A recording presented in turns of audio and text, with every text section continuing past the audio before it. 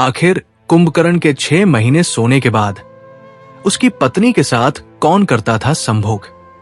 क्या वो भी कुंभकर्ण के साथ सोती रहती थी या कोई और राक्षस के साथ भोग विलास में डूबी रहती थी?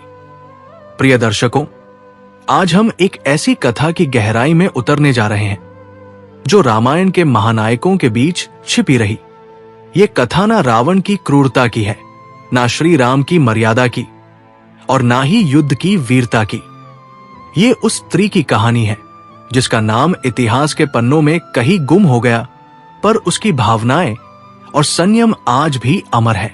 हम बात कर रहे हैं कुंभकर्ण की पत्नी वज्र नंदिनी की, जिसने अपने पति के 6 माह की गहरी निद्रा में एक अनकही तपस्या चाही। आइए इस रहस्यमयी प्रश्न का जवाब खोजें। आखिर कुंभकर्ण की नींद के दौरान वज्र नंदिनी के जीवन में क्या बीता? क्या वो केवल प्रतीक्षा में डूबी रही या उसके हृदय में कोई और संसार जाग उठा? प्रिय दर्शकों, क्या आपने कभी सोचा है कि एक ऐसी स्त्री जिसका पति आधा वर्ष निश्चल, निहस्पंद, मानो पत्थर सा सोता हो, उसका मन कैसा रहा होगा? क्या वह भी उस निद्रा में खोई थी या उसके भीतर कोई आग सुलग रही थी? रामायण की कथाएं हमें राजाओं, योद्धाओं और उनके पराक्रम की बातें बताती है, पर उस स्त्री की कहानी जो 6 माह तक एक निर्जन महल में अकेली रहती थी, वो कहां खो गई? ना कोई संवाद, ना कोई स्पर्श और ना कोई साथ, केवल एक विशाल देह जो सांस तो लेती थी, और उसमें ना प्रेम की ऊष्मा थी, ना प्रतीक्षा की चाह। तो क्या वज्र नंदिनी भी पत्थर हो गई थी या उसके मौन में कोई और दुनिया बस गई थी? क्या कोई और था जो उसकी आंसुओं को समझ सकता था, उसकी सांसों की तपन को महसूस कर सकता था? या ये सब पुरुष समाज की वो कल्पना है जो हमेशा स्त्री को दोषी ठहराने को आतुर रहता है, उसकी इच्छाओं को गिनता है पर उसके त्याग को भूल जाता है? प्रिय दर्शकों, इस कथा में हम उन सवालों के जवाब तलाशेंगे जो कभी पूछे ही नहीं गए। क्या वज्र नंदिनी वाकई में दोषी थी? ये एक ऐसी नारी थी जिसने अपने मन, तन और आत्मा को संयम के बंधन में बांधकर एक तपस्विनी का जीवन जिया।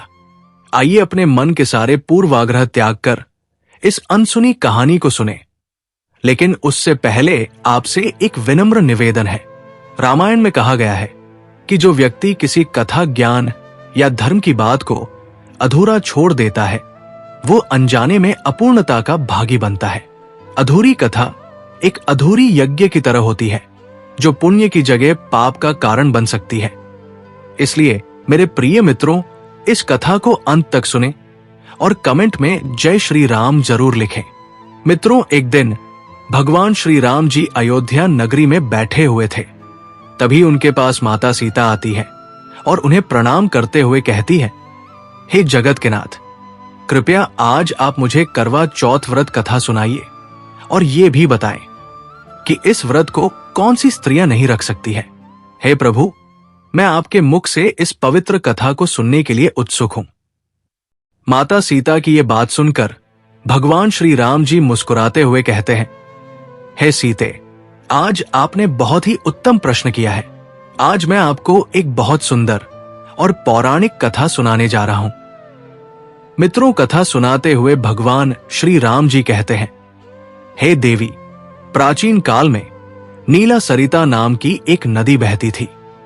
उस नदी के पास पुष्प नगर नाम का एक अत्यंत ही सुंदर राज्य था। उस राज्य में चारों तरफ सुख शांति थी। उसी राज्य में एक धनवान व्यापारी रहता था। वो बहुत ही धर्मात्मा था। वो प्रतिदिन गरीबों को दान पुण्य किया करता था। ईश्वर की कृपा से उसके घर में किसी चीज की कोई कमी नहीं थी। मित्रों, उस धनवान व्यापारी के 7 बेटे और एक बेटी थी। बेटी का नाम अनन्या था। अनन्या घर में सबसे छोटी थी, इसलिए उसके सभी भाई उससे बहुत प्रेम करते थे, उसका बहुत ध्यान रखते थे। धीरे धीरे इसी प्रकार खेलते कूदते हुए समय बीतता गया और अनन्या बड़ी हो गई। फिर एक दिन व्यापारी ने अपने सभी बेटों को अपने पास बुलाया और कहा, बेटा, अब अनन्या बड़ी हो गई है, अब इसका विवाह कर देना चाहिए। ये बात सुनकर व्यापारी के सभी बेटों को बहुत दुख हुआ, किंतु वो कर भी क्या सकते थे। एक दिन तो वैसे भी अनन्या का विवाह होना ही था। फिर उन 7 भाइयों में सबसे बड़े भाई ने कहा, पिताजी, क्या आपने अनन्या के लिए कोई अच्छा सा वर देख रखा है? अपने पुत्र की यह बात सुनकर व्यापारी ने कहा, बेटा, पड़ोसी राज्य में हमारे एक मित्र रहते हैं। उनका एक बहुत ही सुंदर और योग्य लड़का है। तुम उनके पास अपनी बहन के विवाह का प्रस्ताव लेकर जाओ। फिर उनमें से 2 भाई अपनी बहन के विवाह का प्रस्ताव लेकर पड़ोसी राज्य में अपने पिता के मित्र के पास जाते हैं और उनके पुत्र के साथ अपनी बहन अनन्या का विवाह तय कर देते हैं और अपने घर वापस लौट आते हैं और विवाह की तैयारी में जुट जाते हैं। मित्रों, आगे भगवान राम जी कहते हैं, हे देवी सीता, उसके सभी भाई विवाह की तैयारी पूरी कर लेते हैं और विवाह की निर्धारित तिथि को अपनी इकलौती बहन का विवाह कर देते हैं। उसके बाद व्यापारी एक एक करके अपने सभी पुत्रों का विवाह कर देता है। व्यापारी के सभी बेटे खुशी पूर्वक अपना जीवन व्यतीत करने लगते हैं। एक दिन अनन्या अपने मायके अपने भाइयों से मिलने आती है। मित्रों, अपनी बहन को इतने दिनों बाद देखकर सभी भाई बहुत खुश हो जाते हैं और उसे दौड़कर गले से लगा लेते हैं। फिर उन सबने अपनी अपनी पत्नियों से कहकर उसके खाने के लिए तरह तरह के व्यंजन बनवाए। लेकिन उन सभी भाइयों को यह नहीं पता था कि उस दिन कार्तिक मास कृष्ण पक्ष की चतुर्थी तिथि है। मित्रों, उस दिन व्यापारी की सभी बहुओं ने और व्यापारी की बेटी अनन्या ने करवा चौथ का व्रत रखा हुआ था। जब शाम को व्यापारी के सभी बेटे भोजन के लिए बैठे तो उन्होंने अपनी बहन को भोजन करने के लिए कहा। भाइयों के भोजन करने के लिए बुलाने पर अनन्या ने अपने भाइयों से कहा, भैया, आज मेरा व्रत है, आप सभी भोजन कीजिए। मैं भगवान चंद्रदेव को अर्घ्य देकर व्रत पूरा करके ही भोजन करूंगी। अपनी बहन अनन्या के ये कहने पर भाइयों को बहुत दुख हुआ और वो सोचने लगे, बहन सुबह से भूखी है और अभी चंद्रदेव भी प्रकट नहीं हुए हैं। फिर सभी भाइयों ने एक योजना बनाई और छोटे भाई को एक मशाल देकर कहा कि जाओ और दूर किसी पेड़ पर चढ़कर ये मशाल जला देना और उसके आगे एक छलनी लगा देना। ये सब योजना उस व्यापारी की बहुएं चुपचाप सुन रही थी। मित्रों, फिर योजना अनुसार सबसे छोटा भाई ने नगर से दूर जाकर एक ऊंचे से पेड़ पर चढ़कर मशाल में अग्नि लगा दिया और उसके आगे गोल छलनी लगा दिया। ये देखकर अनन्या के भाई उसके पास आए और कहा, बहन, चंद्रमा निकल आया है, अब तुम भगवान चंद्रदेव को अर्घ्य देकर हम सबके साथ भोजन करो।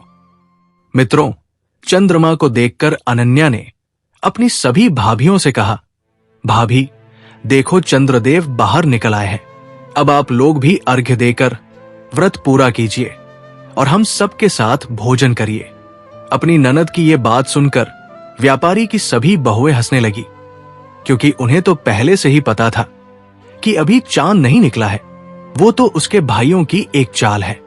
फिर उसकी भाभियों ने उसे समझाया कि वो चंद्रमा नहीं है, किंतु अनन्या को उनकी बातों पर यकीन नहीं हुआ और वो उसी मशाल को चंद्रमा समझकर पूजा करने लगी और अर्घ्य देने लगी और अपना व्रत पूरा किया।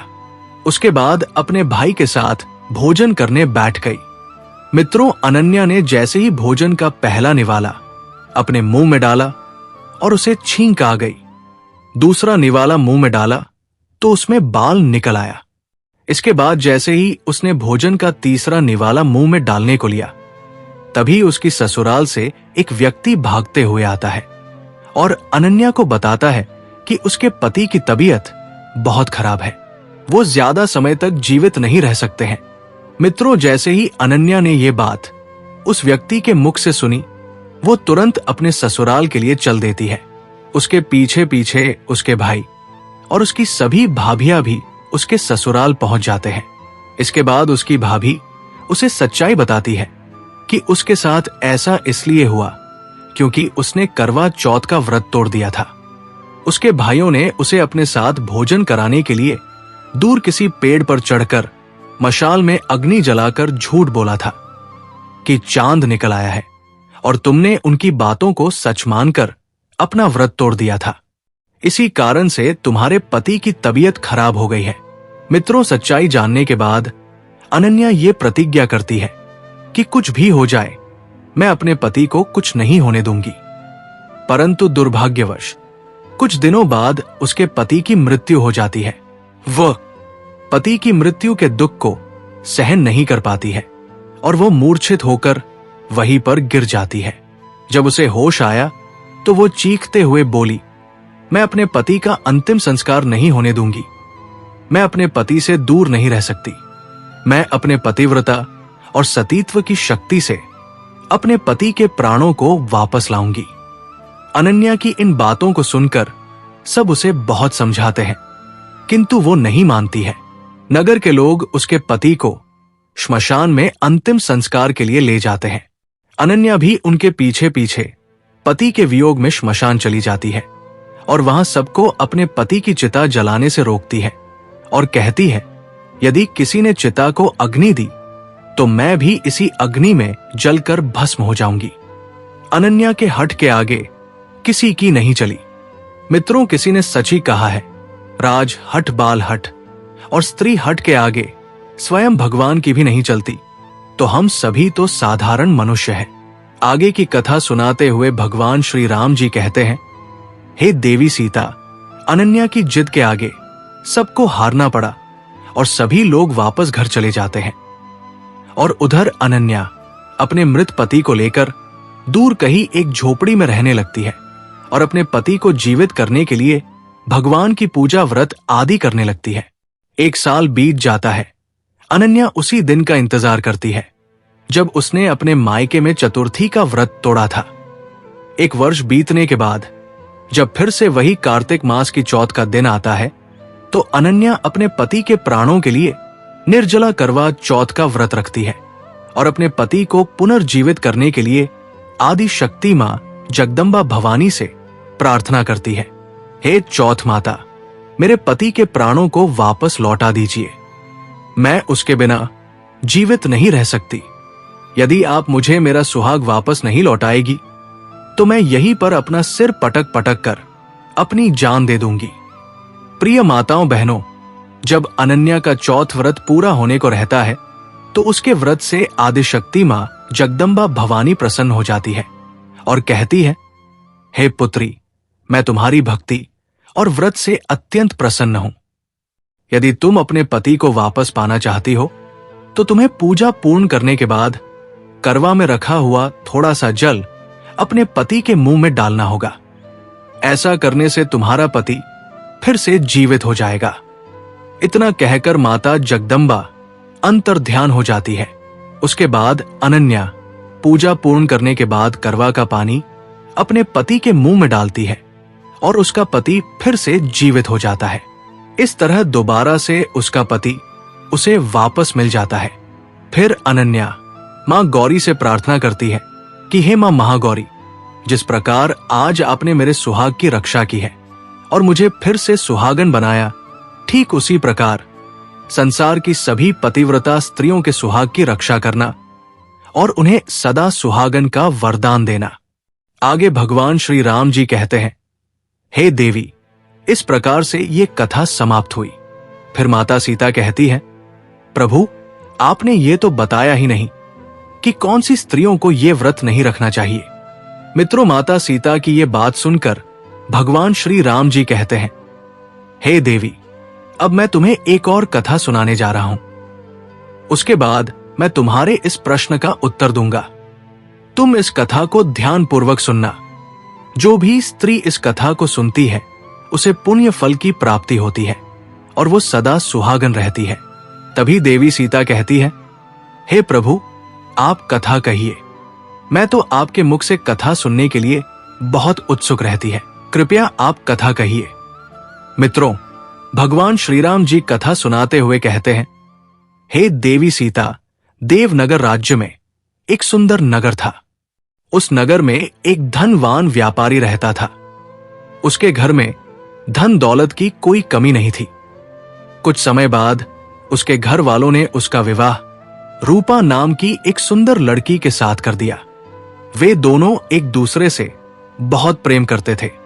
ऐसे ही सुखपूर्वक वो दोनों अपना जीवन व्यतीत करने लगे। एक दिन व्यापारी किसी काम से दूसरे राज्य को जा रहा था। तभी अचानक से उसे बहुत जोर से प्यास लग जाती है और प्यास के मारे उसका गला सूखा जा रहा था।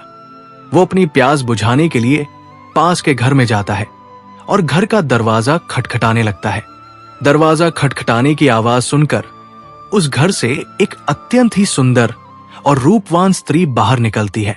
मित्रों, उस स्त्री के रूप और सुंदरता को देखकर वो व्यापारी उस पर मोहित हो जाता है और मन ही मन उससे प्रेम कर बैठता है। फिर वो स्त्री उस व्यापारी से कहती है कि प्रिय, क्या बात है, आप इस तरह मेरे घर के दरवाजे को क्यों खटखटा रहे हैं? इस पर वो व्यापारी उस सुंदर स्त्री से कहता है कि हे सुंदरी, मैं एक व्यापारी हूं और अपने व्यापार के काम से दूसरे राज्य को जा रहा था, लेकिन अचानक से मुझे बहुत जोर से प्यास लग गई, जिसकी वजह से मैं आपके घर का दरवाजा खटखटा रहा था। उस व्यापारी की बात सुनकर वो सुंदर स्त्री घर के अंदर जाती है और रसोई घर से एक लोटे में पानी लाकर उस व्यापारी को दे देती है। फिर वो व्यापारी उस सुंदर स्त्री का धन्यवाद करता है और अपने गंतव्य स्थान के लिए चला जाता है और वो स्त्री अपने घर का दरवाजा बंद कर लेती है। लेकिन इतने में ही दोपहर से शाम होने लगती है। तब वो व्यापारी फिर से उस सुंदर स्त्री के घर का दरवाजा खटखटाने लगता है। दरवाजे की आवाज सुनकर वो सुंदर स्त्री घर से बाहर निकलती है और उस व्यापारी को अपने द्वार पर दोबारा खड़ा देखकर कहती है, प्रिय, क्या बात है, अब आप फिर से मेरे घर का दरवाजा क्यों खटखटा रहे हैं? फिर वो व्यापारी उस सुंदर स्त्री से कहता है, हे सुंदरी, मैं दोबारा इसलिए दरवाजे को खटखटा रहा था क्योंकि अभी रात हो गई है और मुझे रात में बहुत डर लगता है, इसलिए क्या मैं आज की रात आपके घर में ठहर सकता हूं? उस व्यापारी की यह बात सुनकर वो सुंदर स्त्री अपने मन में सोचने लगती है कि मुझे इस आदमी को इतनी रात के समय घर में नहीं आने देना चाहिए। मेरे बारे में लोग क्या सोचेंगे?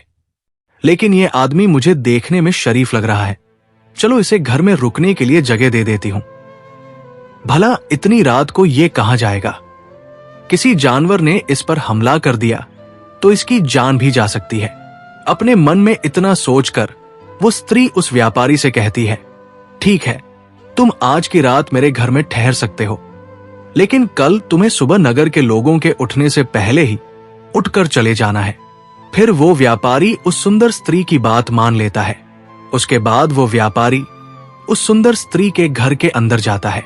फिर वो सुंदर स्त्री उसे खाने के लिए भोजन देकर वापस अपने कक्ष में चली जाती है और वो व्यापारी भी भोजन करने के बाद एक कमरे में जाकर चारपाई पर सो जाता है। फिर सुबह जल्दी उठकर वो सुंदर स्त्री के घर से बाहर निकल जाता है, लेकिन उस व्यापारी को घर से बाहर निकलते हुए एक स्त्री देख लेती है और दुर्भाग्य से वो स्त्री उस व्यापारी की मौसी थी। उसके थोड़ी देर बाद जब वो स्त्री उठती है, अपने घर के कामों में लग जाती है, तभी अचानक से उस व्यापारी की मौसी उस सुंदर स्त्री के पास आती है और उस स्त्री से पूछते हुए कहती है कि वो आदमी कौन था और तुम्हारे घर में इतनी सुबह क्या कर रहा था? तब वो स्त्री उस व्यापारी की मौसी को पूरी बात बता देती है। उसकी बात सुनकर व्यापारी की मौसी उसके घर से चली जाती है, लेकिन उन्हें उस सुंदर स्त्री की बात पर बिल्कुल भी भरोसा नहीं था, इसलिए वो सीधा उस व्यापारी के घर पर पहुंच जाती है और उस व्यापारी की पत्नी को पूरी बात बता देती है। ये बात सुनकर व्यापारी की पत्नी को अपने पति पर शक होने लगता है कि उसके पति का उस स्त्री के साथ कोई संबंध है। फिर उसकी मौसी वहां से वापस लौट आती है। उसके बाद जब व्यापारी अपने घर वापस लौटता है और दरवाजा खटखटाने लगता है, तब उसकी पत्नी क्रोध में आकर घर के दरवाजे को खोलती है और पति से बिना कुछ कहे ही घर के अंदर चली जाती है। अपनी पत्नी के इस व्यवहार को देखकर वो व्यापारी बड़े ही आश्चर्य में पड़ जाता है, क्योंकि उसकी पत्नी पहले ऐसा कभी नहीं करती थी। फिर वो व्यापारी अपनी पत्नी के पास जाता है और कहता है, हे प्रिय, क्या बात है, तुम इतना क्रोधित क्यों हो रही हो? मुझे बताओ, मैं तुम्हारी उस समस्या का निवारण अवश्य करूंगा। अपने पति की बात सुनकर उसकी पत्नी उससे कहती है, सुना है कि आप कल किसी स्त्री के घर पर रुके हुए थे, आप मुझसे क्या छिपा रहे हैं? तब वो व्यापारी अपनी पत्नी से कहता है कि हे प्रिय, कल रात हो गई थी, इसीलिए मुझे उस स्त्री के घर में एक रात व्यतीत करना पड़ा। तुम्हें तो पता ही है कि मुझे अंधेरे से कितना डर लगता है। बस यही इतनी सी बात है। मेरा उस स्त्री के साथ कोई भी संबंध नहीं है। लेकिन अपने पति की बात सुनकर भी उसे विश्वास नहीं हो रहा था और वो यही बात बार बार कह रही थी कि अगर तुम्हें अंधेरे से भय लगता है तो तुम क्या किसी और के घर पर नहीं रुक सकते थे? मुझे तो लगता है कि तुम्हारा उस स्त्री के साथ जरूर कोई ना कोई संबंध है जिसे तुम मुझे नहीं बता रहे हो। इसी बात को लेकर वो व्यापारी और उसकी पत्नी आपस में लड़ते रहे। ये बात यहीं तक नहीं रुकी, बल्कि ये बात यहां तक पहुंच गई कि वे दोनों एक दूसरे को छोड़ने के लिए तैयार हो गए। फिर उन दोनों ने एक दूसरे को छोड़ दिया और एक दूसरे से अलग अलग रहने लगे। उसकी पत्नी अपने मायके में जाकर रहने लगी और वो व्यापारी अपने व्यापार का काम करने लगा। लेकिन जब भी वो व्यापारी वापस अपने घर आता था, वो बहुत ही उदास हो जाता था। उधर उसकी पत्नी का भी मायके में मन नहीं लग रहा था। वे दोनों एक दूसरे को बहुत याद कर रहे थे। फिर एक दिन संयोगवश वे दोनों वापस एक दूसरे से मिलते हैं और दोबारा से अपना जीवन व्यतीत करने लगते हैं। लेकिन अब उसकी पत्नी को अपने पति से घृणा होने लगी थी और झूठ मूठ का उसकी पत्नी उससे प्रेम करती है। मित्रों, भगवान श्री राम जी कहते हैं, हे देवी सीता, ऐसे ही दिन गुजर रहे थे। लेकिन उसके कुछ दिनों बाद जब वो व्यापारी अपने व्यापार के कार्य से कहीं गया हुआ था, तो उसकी पत्नी घर पर अकेली थी और स्नान करके अपने बालों को सुखा रही थी।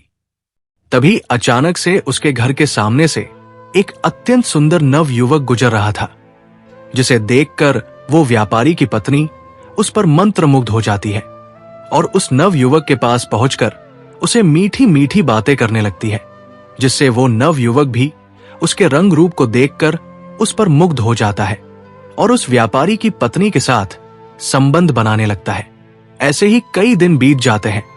फिर जब करवा चौथ आता है, तब वो स्त्री अपने पति के लिए करवा चौथ का व्रत रखती है।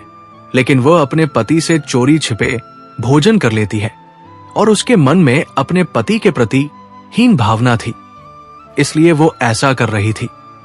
और करवा चौथ का व्रत पूरा करने के बाद जैसे ही व्यापारी अपनी पत्नी को अपने हाथों से पानी पिलाने वाला होता है, तभी अचानक से वो व्यापारी जमीन पर मूर्छित होकर गिर जाता है।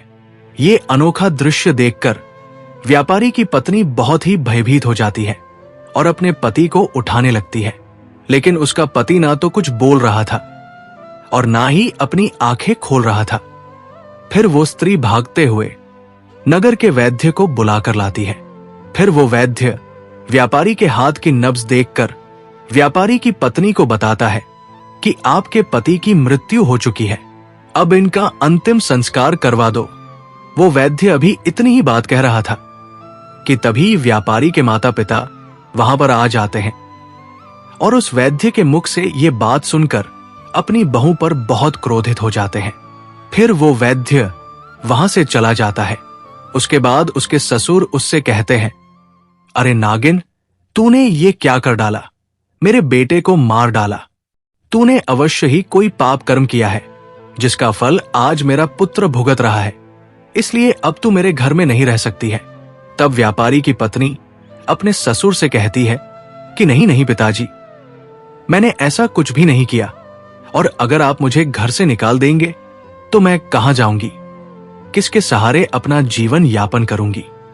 फिर उस व्यापारी के पिता उसे कहते हैं, अरे दुराचारी औरत, तू कहीं पर भी जाकर मजा कर, लेकिन अब तू मेरे घर में बिल्कुल भी नहीं रह सकती। चाहे तो किसी नदी में कूदकर अपने प्राण त्याग दे, हमें इससे कोई फर्क नहीं पड़ेगा। व्यापारी की पत्नी से इतना कहकर वो उसे घर से धक्का मारकर बाहर निकाल देते हैं फिर व्यापारी की पत्नी वहां से एक वन की तरफ जाने लगती है और उधर उस व्यापारी के माता पिता दुखी मन से अपने पुत्र का अंतिम संस्कार कर देते हैं। इधर व्यापारी की पत्नी वन के अंदर जा ही रही थी कि तभी अचानक से वो देखती है कि एक सन्यासी महात्मा एक बड़े से वृक्ष के नीचे बैठकर ध्यान साधना में लीन है।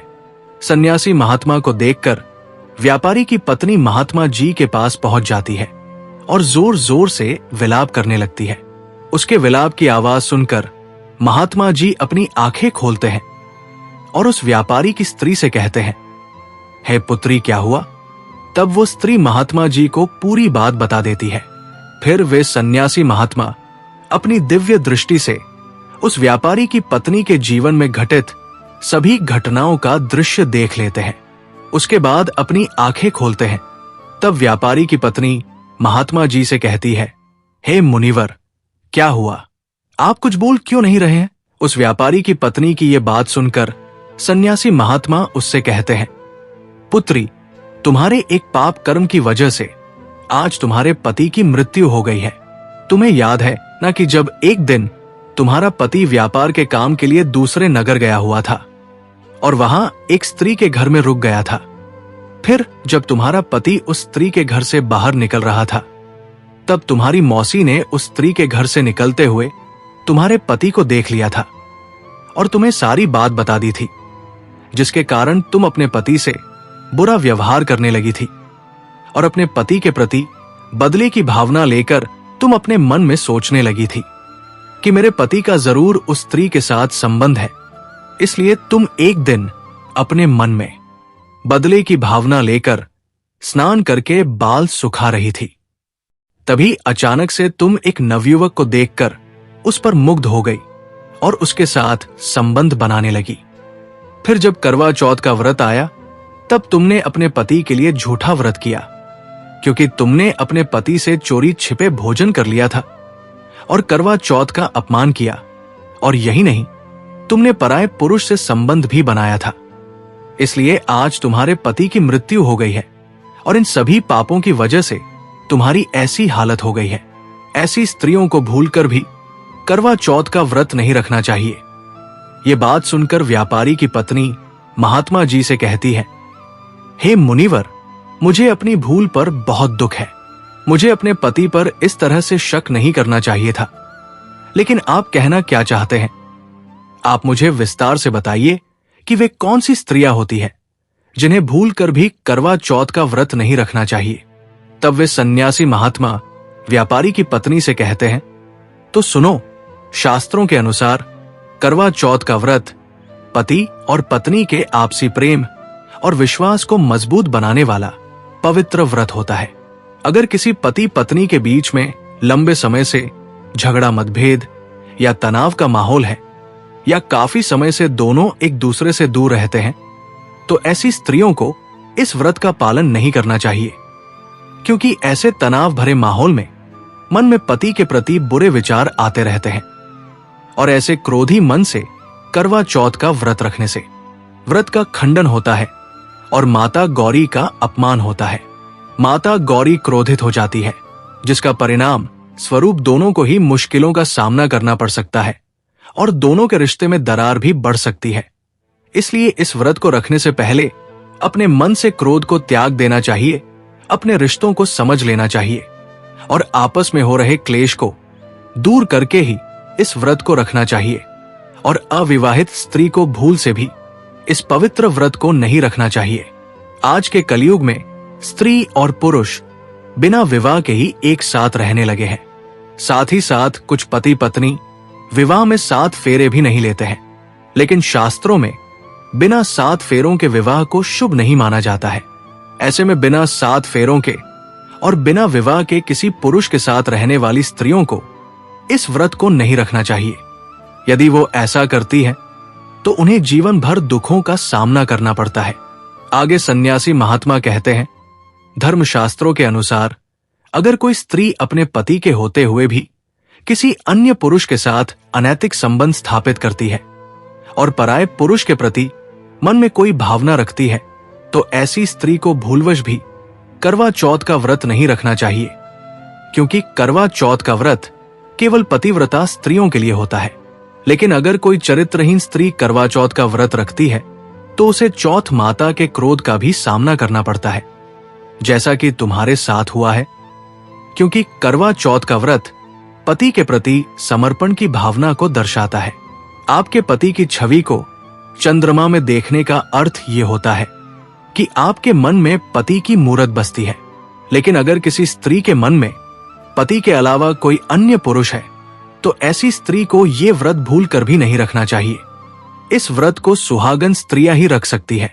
कुंवारी कन्याएं करवा चौथ का व्रत नहीं रख सकती है। यदि वो ऐसा करती है तो उन्हें इसका दुष्परिणाम भुगतना पड़ता है। अब आगे सन्यासी महात्मा कहते हैं, हे पुत्री, एक रजस वाला स्त्री को यह व्रत नहीं रखना चाहिए। यदि वो पतिव्रता स्त्री है तो रख सकती है, किंतु उसे चौथ माता की पूजा नहीं करनी होगी। वो दूर से ही उन्हें प्रणाम कर ले, क्योंकि मासिक धर्म के समय स्त्रियां अपवित्र होती है, इसलिए उन्हें पूजा करने की मनाही है। इतना कहकर वो सन्यासी महात्मा अंतर्ध्यान हो जाते हैं।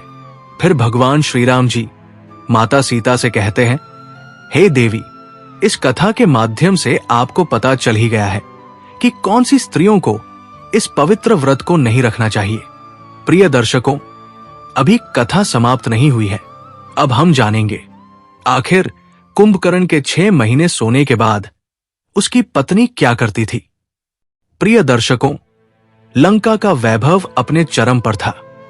हर द्वार, हर किला, हर दीवार राक्षसी शक्ति और ऐश्वर्य की गवाही देती थी।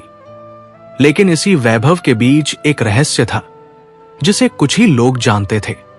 वह रहस्य था कुंभकर्ण, वो महान योद्धा जिसका बल और पराक्रम लंका की नींव हिलाने की ताकत रखता था।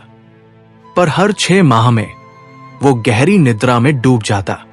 ना कोई स्वप्न, ना कोई हलचल, केवल उसकी सांसें जो लंका की धरती को ठहराती थी। और जब वो जागता तो मानो स्वयं यमराज अवतरित हो गए हों। पर उस निद्रा के दौरान एक और प्राणी चुपके से अपनी पीड़ा को सहता था। वज्रनंदिनी, कुंभकर्ण की पत्नी। वज्रनंदिनी कोई साधारण नारी नहीं थी। वो थी एक तेजस्विनी रूपवती। राक्षसी कुल में जन्म होने के बावजूद मर्यादा और प्रेम की मूर्ति। जब कुंभकर्ण निद्रा में लीन होता तो महल सन्नाटे में डूब जाता। सैनिकों की आवाजें मंद पड़ जाती और रावण स्वयं उस महल को एक तपोवन सा घोषित कर देता, जहां ना संगीत था, ना उत्सव, ना कोई विलास। पर सवाल यह है कि उस स्त्री का क्या वो केवल इंतजार में जीती थी? क्या उसके मन में कोई नई लहर उठती थी? क्या वो केवल कुंभकर्ण की पत्नी थी, या एक जीवंत हृदय जो भावनाओं से भरा था? कई लोगों ने सवाल उठाए, क्या वज्रनंदिनी ने कभी किसी और की ओर नहीं देखा? क्या उसने कभी अपने अकेलेपन में किसी और को नहीं चाहा? तो इसका जवाब साफ है, नहीं। वज्रनंदिनी ने अपने प्रेम को एक व्रत की तरह अपनाया था। कुंभकर्ण उसके लिए सिर्फ पति नहीं था, उसकी आत्मा का आधार था। वो सोता तो वज्रनंदिनी उसके पास बैठकर माला जपती, उसकी सांसों की गिनती करती, उसकी विशाल हथेलियों को सहलाती और मन ही मन भगवान शंकर से प्रार्थना करती, हे प्रभु, मुझे शक्ति दो कि मैं केवल प्रेम को जी सकूं, वासना को नहीं। लंका में अफवाहें थी। कुछ सेवक कहते हैं रात में वज्रनंदिनी किसी को बुलवाती है। कुछ का दावा था कि वो तंत्र साधना करती है। कुछ तो ये भी कहते कि वो अकेली नहीं रहती। पर जब हनुमान जी लंका में गुप्त रूप से आए और कुंभकर्ण के महल को देखा तो उन्होंने श्रीराम से कहा, प्रभु, उस महल का तेज ना युद्ध का है, ना मंत्रों का है, ना सेना का। वो तेज है उस नारी के संयम का जो अपने पति की निद्रा को एक व्रत मानती है। श्रीराम ने मुस्कुराकर कहा, वो नारी धर्म की साक्षात मूर्ति है। जिस स्त्री का मन, वचन और कर्म पवित्र हो वही कुल को बचाती है और उसकी महिमा युगों तक गाई जाती है। एक बार मंदोदरी ने रावण से पूछा, स्वामी, क्या आप उस नारी के मन को पढ़ पाए? 6 माह तक अकेले रहना, क्या यह संभव है कि वो इतनी निष्ठा रखें? रावण ने जवाब दिया, वज्रनंदिनी कोई साधारण स्त्री नहीं है। वो लंका की सबसे बलशाली आत्मा है। वो अकेली नहीं है, अपने प्रेम और आत्मा के साथ है। जब आत्मा प्रेम से बंधी हो तो शरीर की चाह खामोश हो जाती है। प्रिय दर्शकों, अब हम कुंभकर्ण की 3 अमूल्य सीखों की बात करेंगे जो उन्होंने रामायण के माध्यम से कलयुग के लिए दी। पहली सीख, विश्वास ही रिश्तों की नींव है। वज्र नंदिनी ने जब पहली बार बिना कारण घंटी बजाई तो कुंभकर्ण तुरंत आए, पर जब उसने दोबारा ऐसा किया तो विश्वास टूट गया। यह सिखाता है कि विश्वास एक अनमोल धन है। इसे बार बार परखने या शक करने से रिश्ते कमजोर हो जाते हैं। दूसरी सीख, ईर्ष्या आत्मविनाश का कारण है। महल की अन्य रानियों ने वज्र नंदिनी से जलन में षड्यंत्र रचे, परंतु उनकी सजा और पतन निश्चित हुआ। यह हमें सिखाता है कि दूसरों की खुशी से जलन करने के बजाय हमें संतोष और प्रेम को अपनाना चाहिए। तीसरी सीख, सत्य कभी छिपता नहीं। चंद्र और तारका जो ईर्ष्यालु रानियों के षड्यंत्र में खो गए थे, अंततः सत्य के प्रकाश में लौट आए। यह बताता है कि सत्य कितना भी दबाया जाए, वो एक दिन सामने आ ही जाता है। जब कुंभकर्ण एक बार जागे तो उन्होंने वज्र नंदिनी की आंखों में तपस्विनी सी शांति देखी। उन्होंने पूछा, प्रिय, मेरी निद्रा में तुमने समय कैसे बिताया? वज्र नंदिनी ने मुस्कुराकर कहा, जैसे सागर अपनी लहरों में बहता है, वैसे ही मैं तुम्हारी स्मृति में बहती हूं। कुंभकर्ण की आंखें नम हो गई। उन्होंने कहा, तू मेरी पत्नी ही नहीं, उस धर्म की नींव है जिसे लंका कभी समझ ना सकी।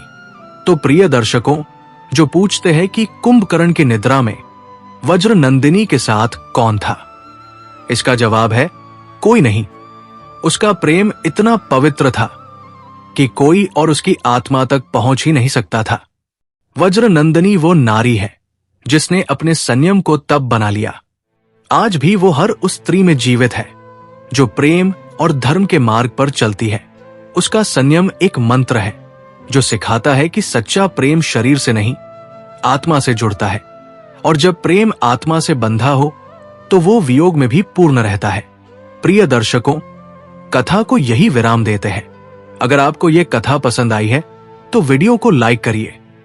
साथ ही भगवान श्री राम सच्चे भक्त हमारे चैनल आध्यात्मिक संसार को सब्सक्राइब करिए। बोलिए सियापति रामचंद्र की जय। जय बजरंगबली।